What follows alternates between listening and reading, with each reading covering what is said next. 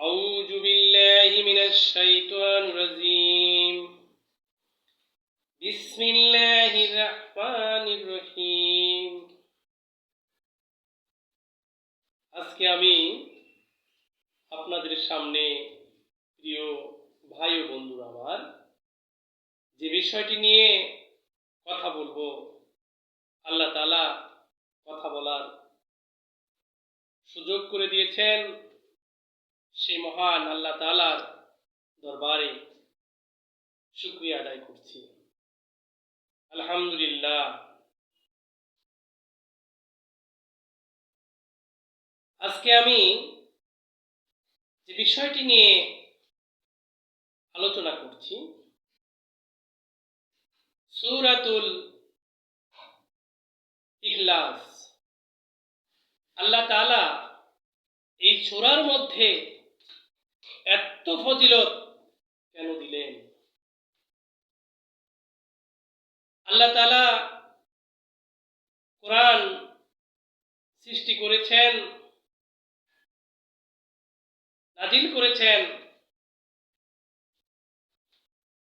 যেন মানুষ পবিত্র কোরআন শরীফ পড়ে খতম দিয়ে কবরে যাইতে পারে। কিন্তু কিছু মানুষ আছে যারা কোরআন পড়তে পারে না, কোরআন খতম দিতে পারে না। তাদের জন্য আল্লাহ পাক রহমত করে, মায়া করে, দয়া করে এই সূরাটি নাজিল করেছেন, সূরাতুল ইখলাস।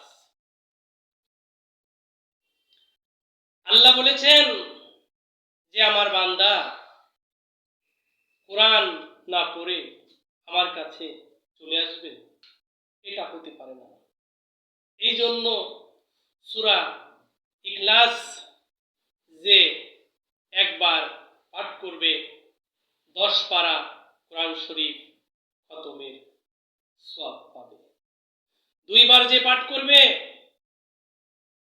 কোরআন শরীফ এর 20 পারা খতমের সওয়াব পাবেন। 3 বার যে পাঠ করবেন সম্পূর্ণ কোরআন শরীফ খতমের সওয়াব আল্লাহ তাআলা তার আমলে লেখার ব্যবস্থা করবেন সঙ্গে সঙ্গে। এই জন্য আমরা সবাই এই সূরাটি পড়ব। দিনে যদি আমরা 3 বার এই সূরাটি পাঠ করি তাহলে আমাদের এক খতম কোরআন হয়ে যাবে। যদি আমরা 365 দিনে আমরা 3 বার করে পড়ি তাহলে 365 দিনে 365 বার কোরআন খতম হয়ে যাবে। তাহলে আমরা যদি 40 বছর বাঁচি এই পৃথিবীতে, 40 বছর পূরণ 365 দিন, যদি 50 বছর বাঁচি 365 গুণন 50, যদি 80 বছর বাঁচি 365 গুণন 80। এইভাবে আমাদের কোরআন খতমের পরিমাণ বৃদ্ধি পাবে এবং যখন আমরা কবরে যাব তখন কবরে কোরআন দিয়ে ঢেকে যাবে, খতমের সওয়াবে ঢেকে যাবে। ফেরেশতারা বলবে তুমি কে? তখন কোরআন জবাব দেবে আমি কোরআন। আমাকে প্রশ্ন করো, যা করার আমাকে করো। আর গজব আযাব আল্লাহ পাক সব উঠায় নেবেন এবং তাকে আল্লাহ পাক জান্নাত দান করবেন।